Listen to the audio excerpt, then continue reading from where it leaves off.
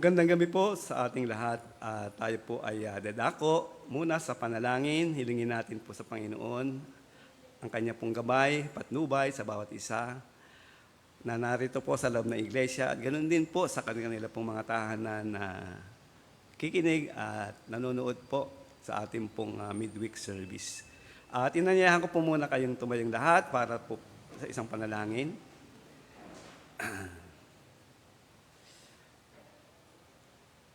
Pagpalang Diyos, muli kami po ay dumudulog sa trono ng biyaya. Papasalamat po sa pagkakataon na kami po muli ay makapakinig ng salita at din sama-sama ang bawat isa sa amin na patuloy Panginoon umaasa at patuloy na nagtitiwala sa biyaya na ipong ipagkakaloob mula po sa iyong salita. At hinihiling po namin anumang mga pagkukulang, kasalanan na patuloy nagagawa, linisin kami sa lahat ng aming karumihan. At ihanda mo kami sa gabing ito at aming maipokus lamang ang aming puso't isipan sa iyong mga salita na siyang magbibigay sa amin kalakasan sa aming panampalataya sa iyong anak na si Jesus. Hiniling po namin ang pagkilos ng mga Espiritu dito po sa loob ng iglesia at ganoon din sa mga tahanan kung saan Panginoon sila ay nanonood at nakikinig sa aming pong gawain sa gabing ito. Gayun din sa aming mga kapatiran patungo dito, ingatan gabayan at naway makasama po namin sila sa iyo pong inihandang biyaya sa gabing ito. Lahat pong ito ay aming dalangin sa pangalan po ng anak na si Jesus. Amen. Manatili po tayong nakatayo para sa pag-awit. Magandang gabi po sa ating lahat. Tayo po ay mawit sa Panginoon. He is exalted.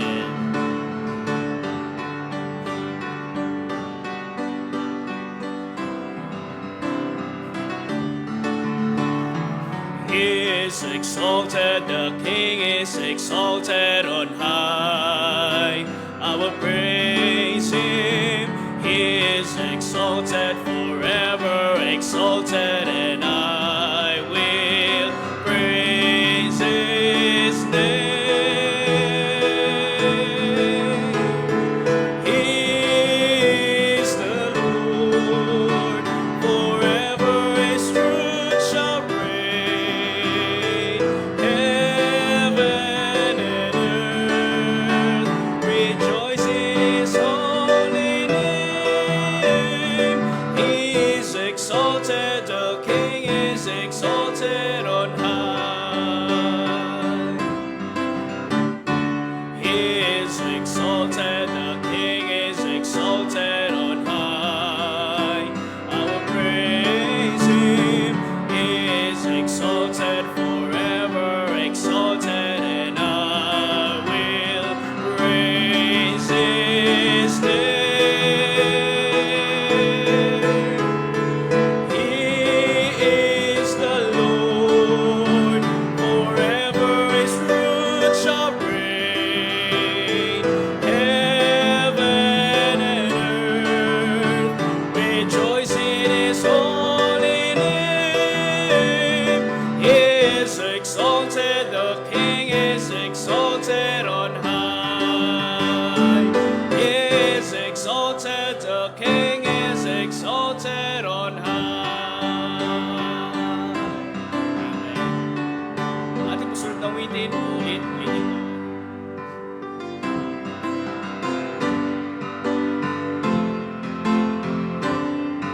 Ulit-ulitin kong awitin sa iyo mga pasasalamat at papuri sa Hari ng mga hari, ang Diyos ko ngayon at sa habang panahon. Ulit-ulitin ko, O Diyos, sa awitin ang kahamahanga mong gawa. Ulit-ulitin kong ipahayag sa'yo ang umapaw na damdamin na pag-ibig kong hain sa labis mong pagmamahal na hindi magpapagal kahit pasan sa kawalan ay sasabihin mahal kita. Ang samba at papuri ay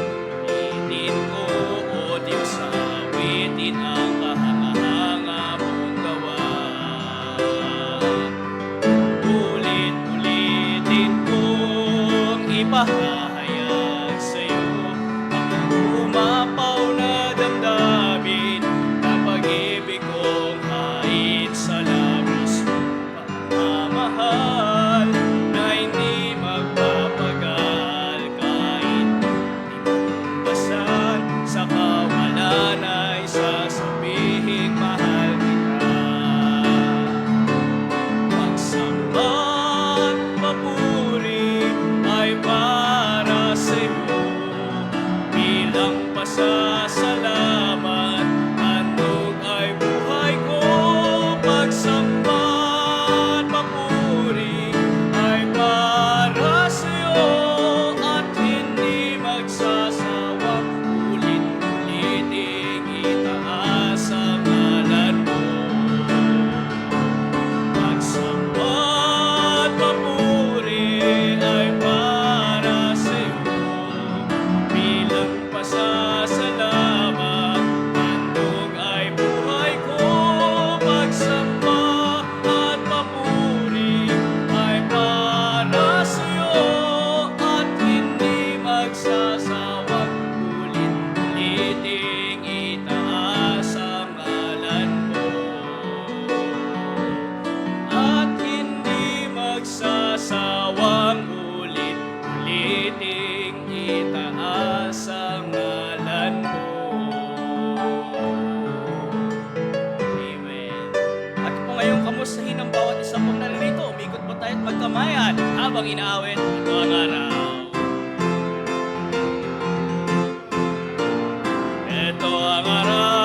Ito ang araw na gawa ng Diyos.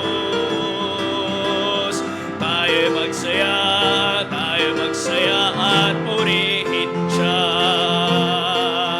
Oh, ito ang araw na gawa ng Diyos. Tayo magsaya at purihin siya. Ito ang araw na gawa ng Diyos. Ito ang araw na gawa ng Diyos. Tayo magsaya at purihin siya. Oh, ito ang araw na gawa ng Diyos. Tayo magsaya at purihin siya. Ito ang araw na gawa ng Diyos. Amen. Tayo po ay nasa atin ng mga pwesto, maaari na po tayo magsiupo. Yan, muli po, magandang gabi po sa ating lahat para po sa ating mga announcement and reminders. Yan po, muling palala po, every morning po from Monday to Saturday ang ating daily Bible blessings via Bethel Cubao Members Group Chat, Facebook page at YouTube channel. Yan, at every Wednesday po, ito pong ginaganap natin, midweek service and prayer meeting. 7 p.m. po yan. At tuwing Sunday naman po, ang ating Sunday worship service starts at 9 po yan. At ang tema sa darating na linggo, March 22, ayaw ng Diyos ng tamad. Uy, ayan na, 2 Thessalonica 3, 6-13. Ayan. At muling reminder lang din po, every Sunday tayo po ay mag-imbita palagi. Each one bring one. Ayan. At every Sunday din po, every 3 p.m. sa Begonia Roma yung ating adult Sunday school class. At ganoon po, every last Sunday of the month, after po na adult Sunday school class ay ating Lord's Supper. Sa gawain po natin sa Kamarin, every Friday, meron po silang weekly worship service. San Mateo naman po, every Saturday, kanila pong home Bible study. At sa Taytay, every Saturday po, worship service. At sa Taytay Ministry, meron pong house-to-house Bible study and dinner fellowship every Tuesday po yan.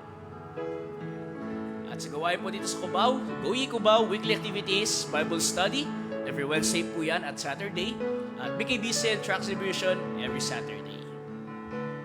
At sa March 29, yan, ating first time visitors muli. Yan, Sunday. Kaya tayo pa yung mag-imbita. At yung ating pong mga inimbita, wag rin po nating kalimutan na bisitahin. Yan, follow up po natin. At sa ating early preparation sa ating Missions Conference, 37 Missions Conference and 61st Church Anniversary. Yan. Ating pong mga giving commitment. Yan, muling reminder po. Nanya ko pong lahat, magsitayo. Tayo po yung mawit sa Panginoon. Muli, trust His heart.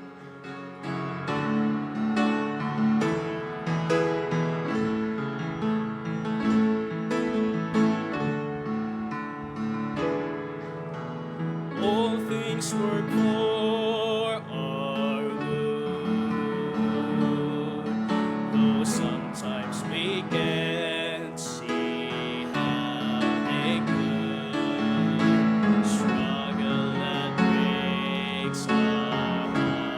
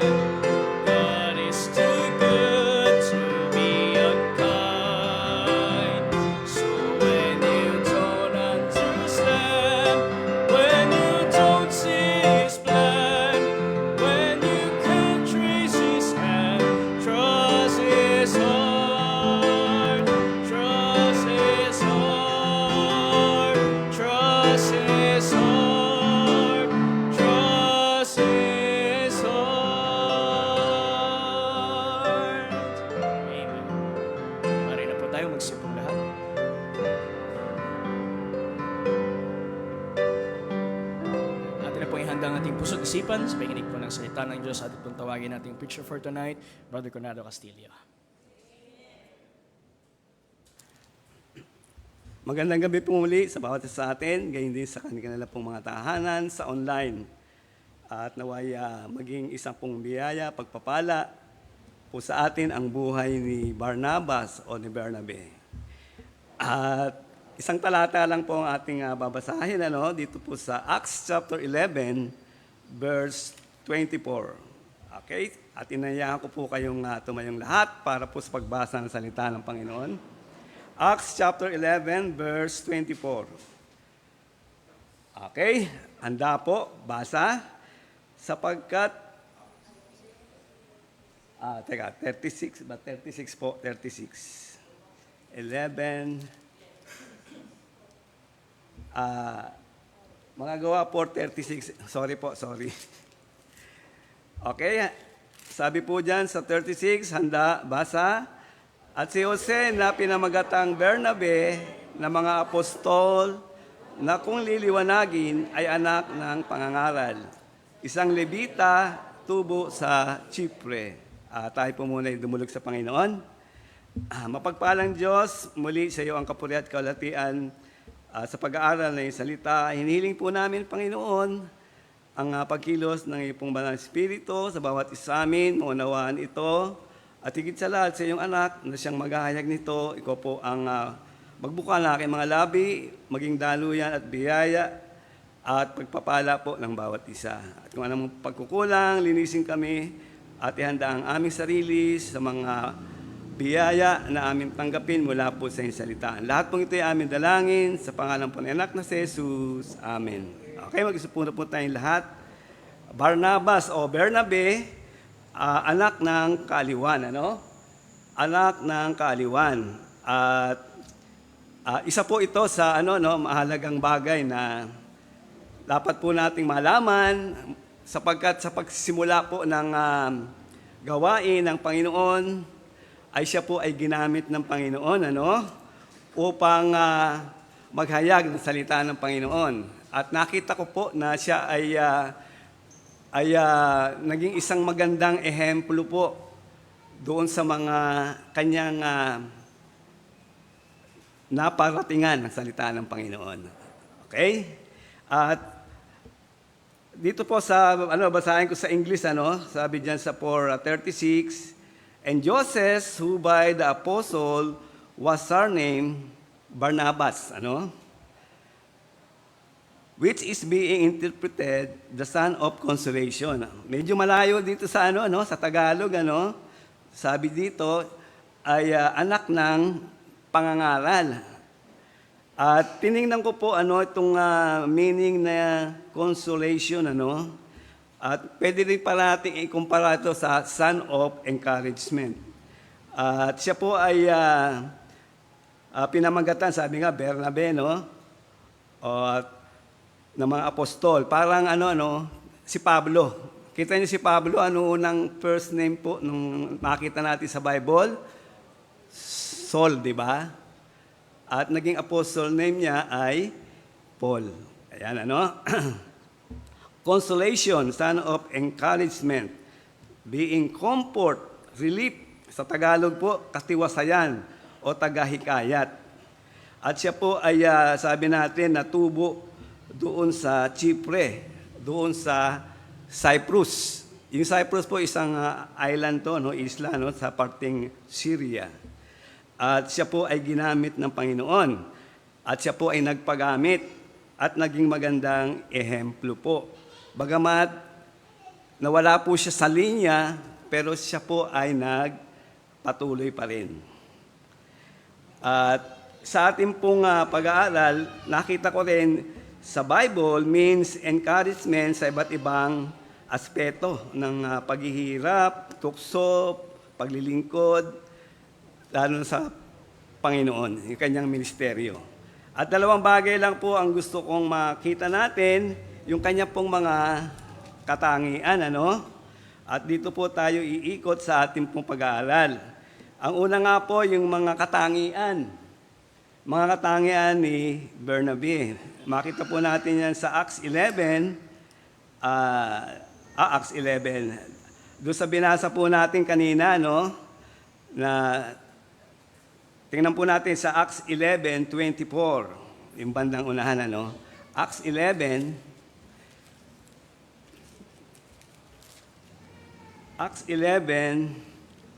verse 24, yung bandang unahan. Sabi po diyan,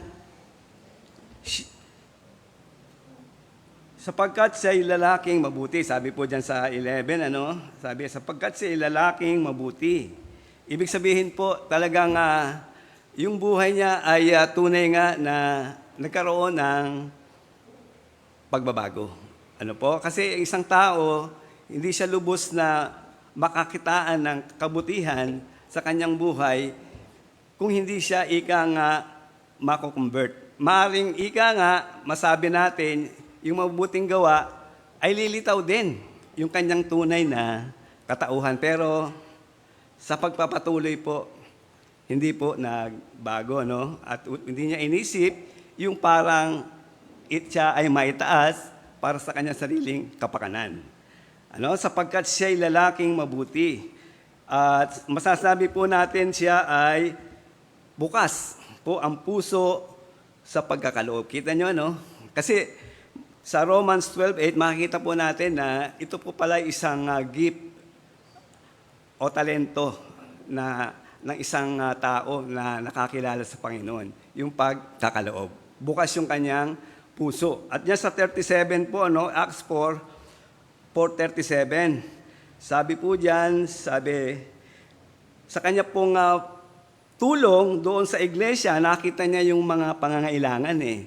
Hindi na po siya nilapitan pa ni Numan para mag-donate, magkaloob ng tulong doon sa iglesia. At sabi po diyan sa 37, sabi doon, na may isang bukid, ito po yun, ano, si Bernabe, ay ipinagbili ito at dinala ang salapi at inilagay sa mga paanan ng mga apostol. Ang ganda po nung kanyang tulong doon sa iglesia. At sabi natin, maaring tinitingnan niya yung kilos o pangangailangan ng iglesia. Kaya mismo kusang loob na nagkaloob siya, sabing gano'n, meron siyang bukid, ipinagbili, at inapagbilan nito ay dinala lahat doon sa mga apostoles na siyang nangangasiwa doon sa iglesia.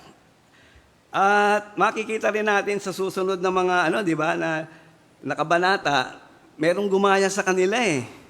Tatandaan niyo kung sino 'yon? Yung mag-asawa, si Ananias tsaka si Sapphira, para lang makapagbigay lugod doon sa mga tao. Kita niyo, no? Ngunit yung ginawa nila, akala nila sila lang nga nakakaalam na yung pinagbilan ay binawasan pa nila. Pero ang sabi nila, lahat-lahat ay ipinagkaloob sa Panginoon. Doon po makikita natin anong uri ng mga tao, no? At doon, sa isang iglap, sila po ay sinentensyahan. Biro nyo, no? Napakabigat ng sentensya kina Ananias at Sapphira. Sapagkat itong mag-asawang to ay, sa time na yon ay namatay. Kita nyo, no? Ipinakikita lang dyan, yung kung paano, makikita ang isang uri ng tao na kanya pong ugali niya. Kaya hindi pwede nating itago po, yung anumang bagay sa buhay natin, na habang panahon. At yan po ay ibubunyag, ng Panginoon. Kaya anumang bagay na hindi karapat dapat bilang isang Kristiyano, mananampalataya, kasi meron pa rin tayong nakagisnan eh. Meron tayong ipinamuhay nung tayo nagkaroon ng kaisipan, di po ba, hanggang sa paglaki natin. Meron pa nga yung iba dyan, may nakasama ako sa iglesia, ang tagal-tagal niyang ninigarilyo, kahit na Kristiyano na siya. Alam niyo, natanggal yon matagal na panahon. Matagal. Kaya hindi po basta-basta kung hindi natin lubos na iiwan, isusuko sa Panginoon ang bagay na yan. Mahirap po, mahirap. Kung tayo bagong Kristiyano. Pero kung ilalagay natin yan sa Panginoon, ibibigay natin, tutulungan po niya tayo. Kailangan lang talaga sakripisyo po sa lahat ng bagay. Maging yun sa mga bisyo na ating pong ginagawa ng mga nakaraan. At makita rin po natin dito, no, na bukas ang puso niya sa pagkakaloob. At siya po ay nagkaloob ng buong puso doon sa iglesia dahil sa mga pangailangan. Kasi sa time na yon, yung iglesia bago pa lang Ano, sa Jerusalem. At meron dong mga tinatawag na mga byuda na wala ng ikangang mga pamilya, na doon na lamang ikang umaasa. Kaya napakaganda ng paninimula ng iglesia sa Jerusalem, sapagkat sabi doon, kung babasahin natin, ay walang nagkulang. Kasi nga, lahat ng ikangang pag-aari noong kanilang tinatamasa ay para sa kabuuan, para sa lahat. Ganda po, sana po maging isang ating pong pamantayan sa ating iglesia. At naniniwala din naman ako na meron tayong mga kapatiran, kahit na natin hindi lapitan, sabihan, naroon bukas ang. Dahil ito nga po ay isang gift, regalo sa atin. At alam ko po yan, sa akin po, naranasan ko yan. At marami rin dito na nandyan sa atin, yung mga senior natin. Sila po ay bukas sa pagkakaloob. Kahit na hindi mo lapitan sila, alam nila yung ating mga pangangailangan. Kaya ipanalangin po natin sila. No? Siya po ay kusang may pagtingin sa pangangailangan ng iglesia. Hindi pakitang tao lamang ang kanyang ginagawang pagtulong kasi makikita nga po natin yan sa patuloy ng kanyang pong paglilingkod. Siya nga po pala ay, sabi nga ay isang mangangaral at missionary. At siya nga po ay ipinadala. Makikita po natin dito sa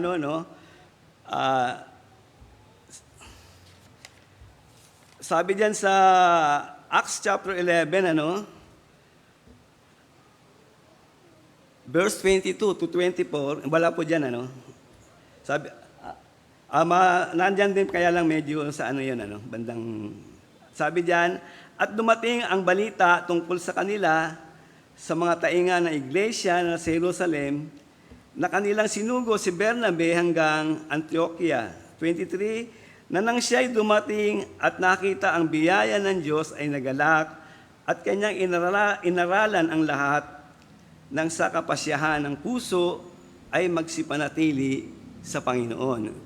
Talagang encouragement po siya, si Bernabe o si Barnabas.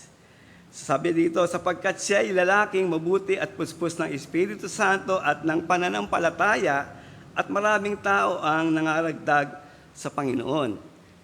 Nagkaroon po sila ng iglesia, parang church, parang missionary o matatawag natin doon, o outreach o umbrella ng church sa Jerusalem. At siya po yung ginamit, si Bernabe.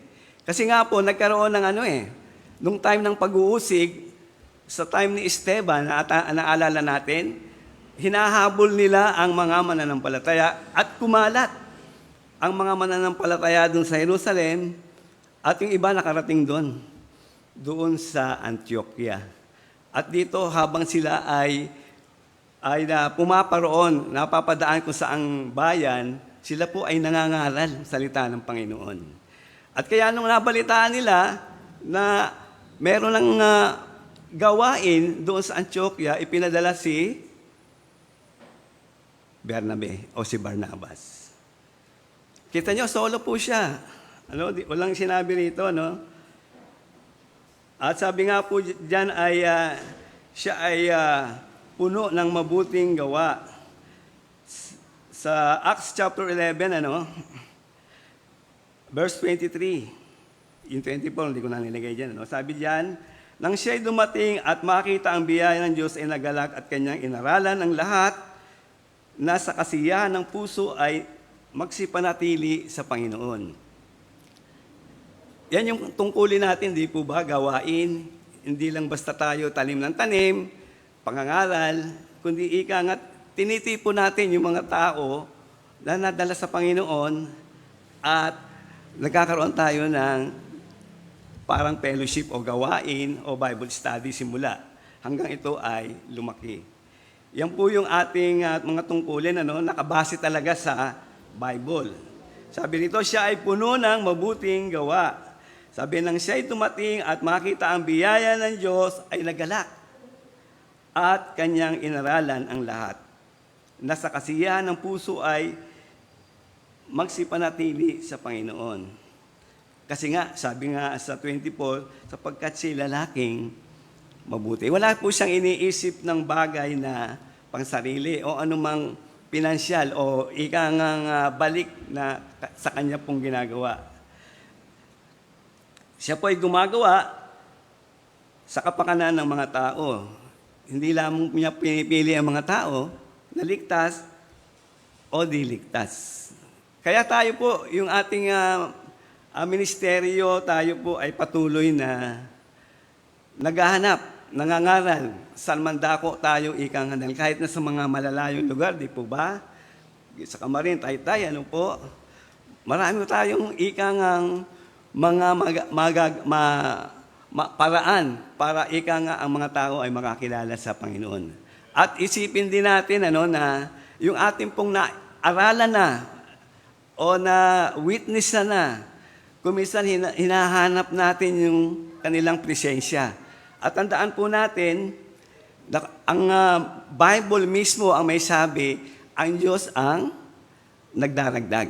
Ang Diyos ang nagdaragdag sa iglesia. Kung di man natin sila makita rito, maaaring sila ay dilala sa ibang lugar. Sapagkat tayo, bawat isa sa atin ay meron kanya-kanyang mga spiritual gift o talento.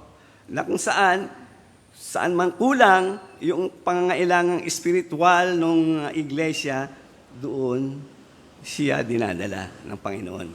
Kaya patuloy lang tayo na magtanim, mag-witness, at yung pagkakaloob natin ng mga Bible tract, tingin natin parang baliwala, Pero merong pong impact yan doon sa mga tao na naghahanap ng katotohanan. Ako nga, napakarami kong naipon, na Bible tract na ipinamimigay. Yung po yung aking binabasa-basa. Hindi ko alam na yung palang paraan na yon ang magdadala sa akin sa kaunawaan, sa katotohanan. Kaya hindi po ika nga natin makikita agad yung pruweba nito. Kailangan lang ay magpatuloy po tayo. Siya po ay puno ng mabuting gawa. At naroon po sa kanya ang pag-ibig at sakripisyo, Sabi nga sa, wala dyan, Matthew 5:16, lumiwanag na gayon ang inyong ilaw sa harap ng mga tao upang makita nila ang inyong mabubuting gawa at kanilang luwalhatiin ng inyong Ama na nasa langit. Kita nyo, ang tiningnan ng mga tao doon sa Antioquia, unang-una marahil yung kanyang buhay, yung kanyang pag-uugali. At nakita nga nila na maganda yung kanyang layunin. At sila ika nga ay nabibigyan ng pagkaing spiritual. Lalo po yung pag-ibig at sakripisyo. At ganyan din, patuloy. Sa pangatlo, siya po ay puspos, sabi rito, filled ng Holy Spirit. Doon sa Acts 11:24, yung pangalawang bahagi, sabi doon, at puspos ng Espiritu. Kaya nga po, makikita natin ang isang tao kung tunay na yung kanyang ginagawa ay nasa kanyang kalooban.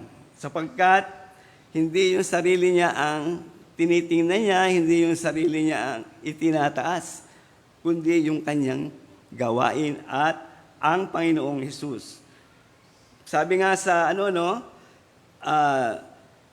sa Galatians 5:16 sabi, tayo ay lumakad sa banal na espiritu.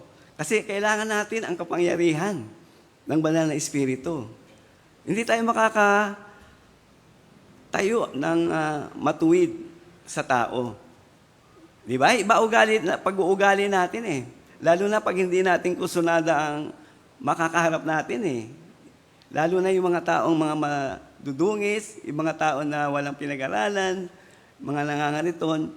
Pero kapag nasa iyo ang Holy Spirit, siya ay tumutulong sa atin. Nangungusap siya na ating bigyan ng pag-asa.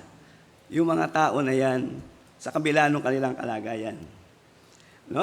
Kaya nga po, lumakad sa banal na espiritu, no? Kaya nga sa Galatians 5:16 sabi, sinasabi ko nga magsilakad kayo ayon sa espiritu at hindi ninyo gagawin ang mga pita ng laman. Ayun pa, no? Di ba? Kapag sinunod natin ang pagkilos ng Holy Spirit sa ating buhay, ay malalayo tayo sa mga kasalanan, mga tukso sa ating buhay. At makita po natin yan. At pang-apat, siya ay puno ng pananampalataya doon sa Acts 11:24. Yung pangatlong bahagi, no? Doon sa pananampalataya. Sabi dito, hindi po siya umaasa, no? Tangi sa kanyang kaalaman, karunungan. Umaasa po siya tangi sa gabay ng Panginoon at hindi sa kanyang kakayahan. At kundi sa salita ng Diyos ang kanyang pinagkakatiwalaan. Kaya siya po ay isang encourager sa iba, maging support sa bagong mga mananampalataya. At nagkakaloob din siya ng pangalawang pagkakataon at inaangat niya, itinataas po niya yung mga future leader. At dito nga po, no, makita natin, nung nasa Antioquia siya, ay hinanap po niya si Pablo. Di po ba? At nung time na yon, makita natin may yan, unahin muna natin tong yung mga sa bandang unahan, Tulad din po ito ng yung alam natin yung yung parola o lighthouse. Ito po ay nagbibigay babala sa mga barko sa gabi upang hindi bumangga sa mga bato at dalampasigan sa pamagitan ng ilaw nito. Kapag wala yung ilaw na yon, malamang ang aksidente o disgrasya o kapahamakan. Kaya siya po yung naging ilaw doon sa Antioquia. Kaya po, sa atin po bilang mga mananampalataya, gamitin ang kaloob sa gawain ng Panginoon, sa secular man o ministry na ginagampanan mula sa direksyon ng salita ng Diyos. Kasi kung sa sarili lang talaga natin, sabi nga, hindi po natin makakayanan na maging mahusay tayo, maging pagpapala. Kailangan po, ika nga yung tayo lumalakad sa ating pong banal na espiritu na nasa atin. Alam naman natin po yan, di po ba, kung ano ang kanyang ginagawa sa buhay natin. Binibigyan niya tayo ng karunungan at unawa at direksyon. Kita niyo si Pablo sa direksyon ng banal na espiritu, sa kanila pong pagmimisyon, merong time, huwag kayo diyang pumunta sa mga hentil. Lamang kayo ikang mangaral. Ano po? At yung pangalawang bahagi po, kaya nga po gamitin natin, huwag sayangin ang kaloob at pagkakataon ito dito sa ating pong paglilingkod sa Panginoon. At pangalawa po, siya po ay tagahikayat at tagapamagitan. At yung ating pong binasa, sa Acts 4:36, sabi nga, at si Jose, na pinamagatang Bernabe ng mga apostol na kung liliwanagin, ay anak ng pangangaral o encouragement o consolation. At dito po sa verse 26, ay makita natin, doon sa binasa natin kanina, sabi doon sa siya po ay, sa chapter 4, verse 26, sabi siya ay dumating sa Jerusalem, ay pinagsikapan niyang makipisan sa mga alagad. At silang lahat ay nangatakot sa kanya sa paniniwala na siya ay di pa alagad, na siya ay alagad. Ganun po yung kanyang sitwasyon ni Bernabe. Nakita niya yung tama, nakita niya yung tao na ika nga ay nagkaroon ng pagbabago, siya mismo ang nanguna. Kasi nga, siya ang naging daan upang ang mga mananampalataya doon sa Jerusalem ay pag-usigin, habulin, ikulong, at kanya pong dinadala sa kulungan. At sa 27, sabi nga ay dadapwat, kinuha siya ni Bernabe at siya inaharap sa mga apostol at sa kanya'y kung paano nakita niya sa daan ang Panginoon. At kinausap siya at kung paano siya nangaral sa Damasco na may katapangan sa pangalan ni Jesus. Talagang meron pong tunay na pagbabago sa tunay na nakakilala sa Panginoon. Hindi na yung sariling kaalaman niya. Kasi si Pablo, sabi ay mataas ang kanyang pinag-aralan. Kumbaga sa panahon natin, siya ay abogado. Alam niya ang kautusan. Kaya nga po siya ang ginamit ng Panginoon. Alam niya yung mga aral mula sa kautusan. Kaya po siya ay naging tagapanguna. Kita nyo, no? Sa kabila nung si Bernabe ang nagdala kay Pablo doon sa Panginoon upang magamit, ay makikita po natin higit na naging kagamit-gamit si Pablo nung sila ay naghiwalay. Kasi nga po pinaghinalaan ng mga apostol na siya nagkukunwari na alagad ng Panginoon upang sila ay hulihin. Ngunit sila ay naniwala na si Pablo ay tunay na alagad ng Panginoon Jesus dahil sa kanyang sigasig at tapang sa pangangaral ng mabubuting balita ng kaligtasan sa pamamagitan ng pag-akay ni Bernabe.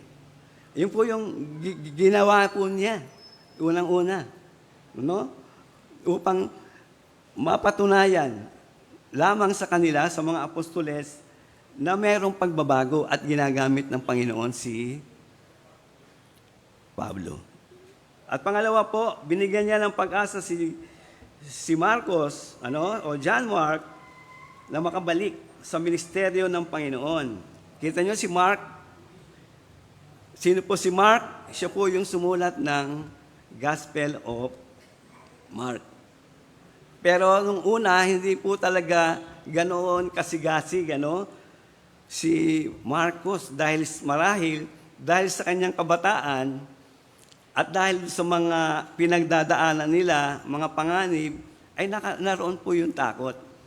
Kaya nung sila ay nagkaroon ng mission field, kauna-unahan, kasama nila si Pablo, si Bernabe at si Marcos.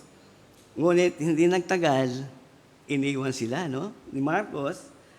At yung pagkakataon na yon ang naging daan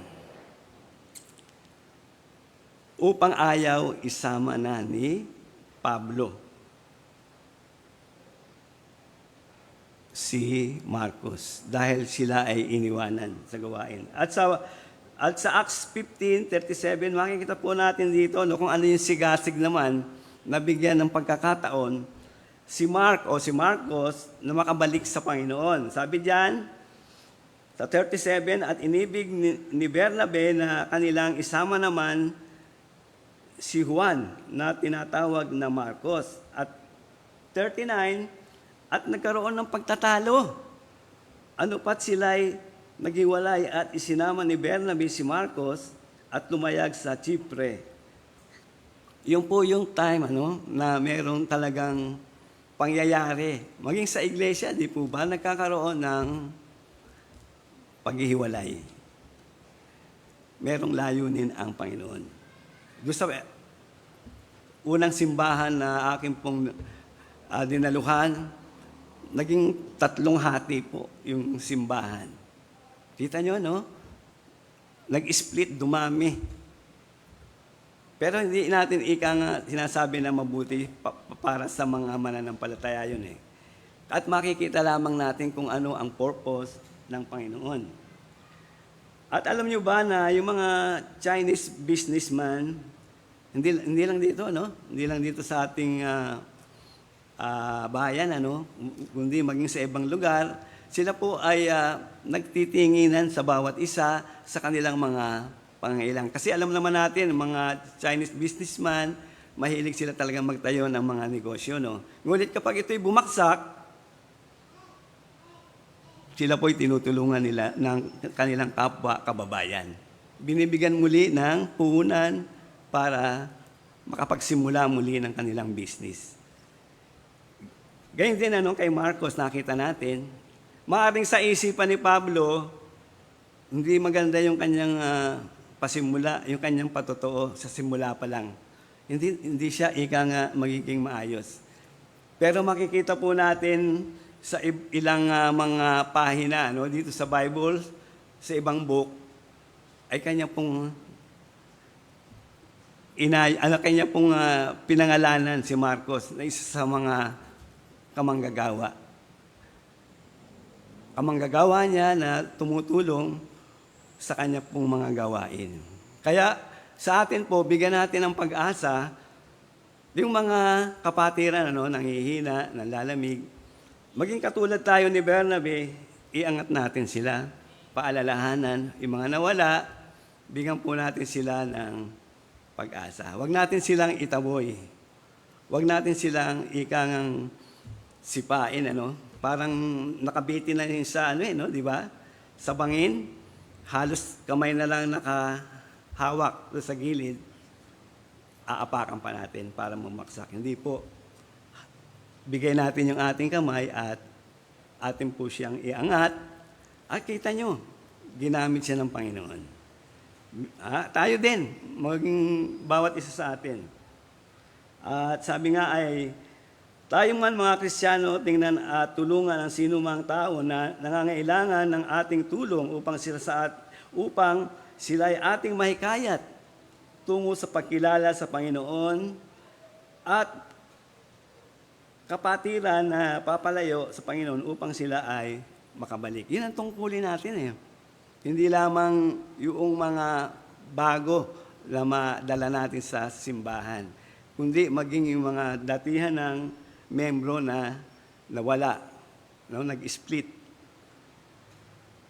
Ganun po yung ating tungkulin, At sa ating pong pagtatapos, ay makikita po natin sa Galatians 6:9-10, sabi doon, huwag tayong mga pagod, sabi, sa paggawa ng mabuti, sapagkat sa kapanahunan ay magsisipag-ani tayo kung hindi tayo mga ihimagod, kung hindi tayo mapapagod. Kailangan lang tuloy-tuloy.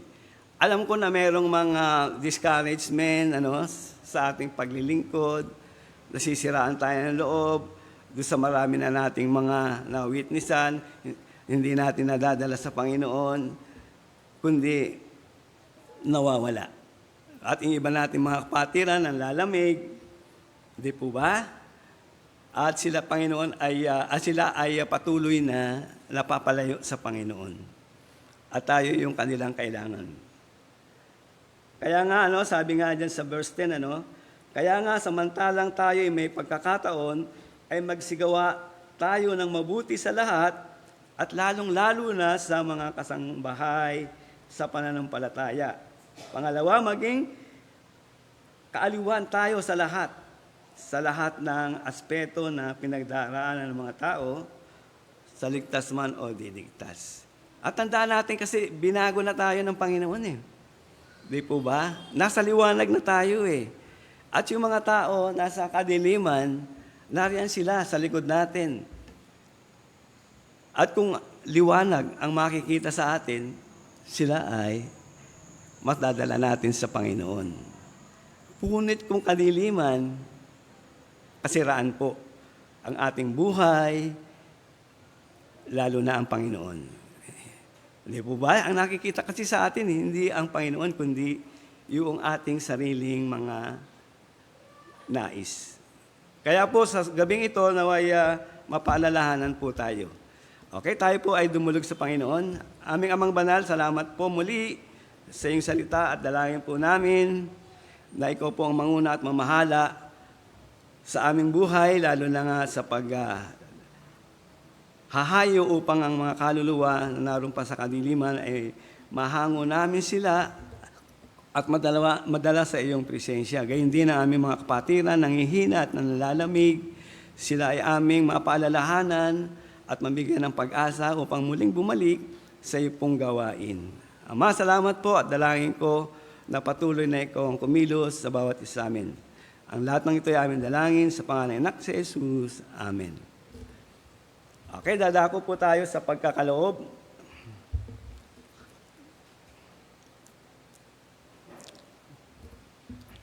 At sabi po dyan sa mga gawa, chapter 20, verse 35, nagbigay halimbawa ako sa inyo sa lahat ng mga bagay na sa ganitong pagpapagal ay dapat kayong magsisaklolo sa mahina at alalahanin ang mga salita ng Panginoong Hesus na siya rin ang may sabi, lalo pang mapalad ang magbigay kaysa tumanggap. Tayo po ay manalangin. Aming Amang Banal, muli sa gabing ito, kami po ay muling dadako sa aming pagkakaloob. Dalangin namin, anumang halaga aming maibigay, ito po ay magbigay sa amin ng kagalakan sapagkat alam namin na ito'y magagamit para sa iyong kalawalhatian at maabot pa maraming mga tao na sa kadiliman ng kasalanan. Ikaw po nawa, Ama, ang magbukas ng puso ng bawat isa sa pagkakaloob at maibigay po namin ang iyong bahagi sa aming tinatangkilik. Ang lahat po ito ay aming dalangin sa pangalan ng Anak na si Jesus. Amen.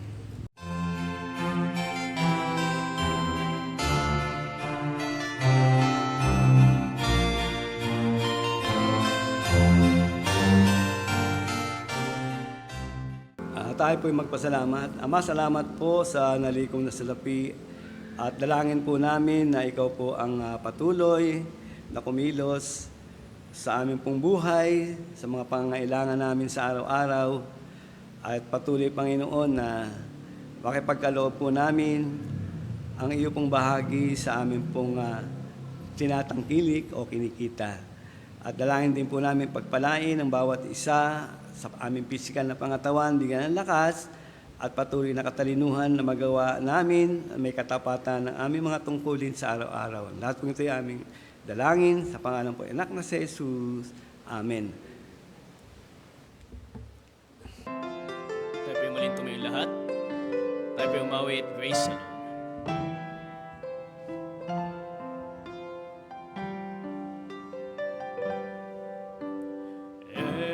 Every promise we can make, every prayer and step of faith, every difference we can make is only by His grace.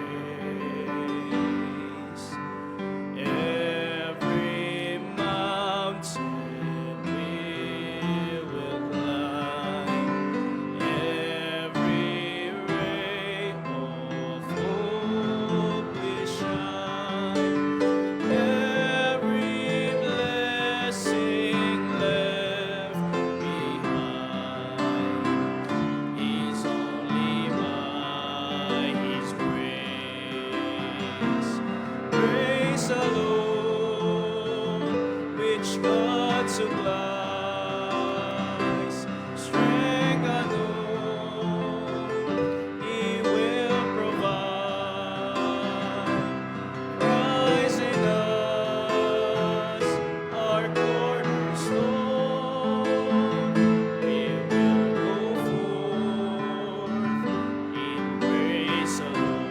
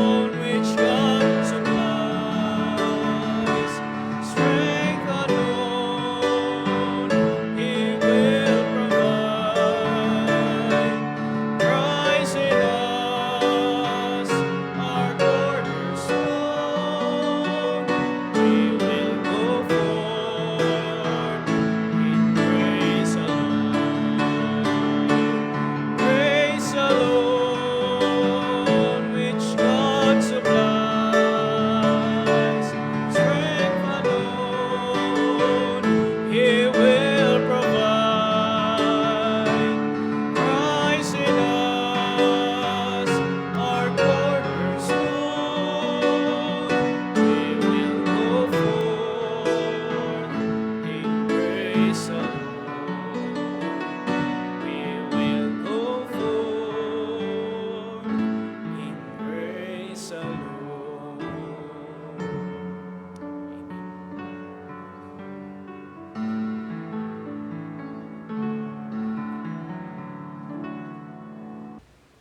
Tayo po'y muling magpasalamat sa natapos po na nating pananambahan.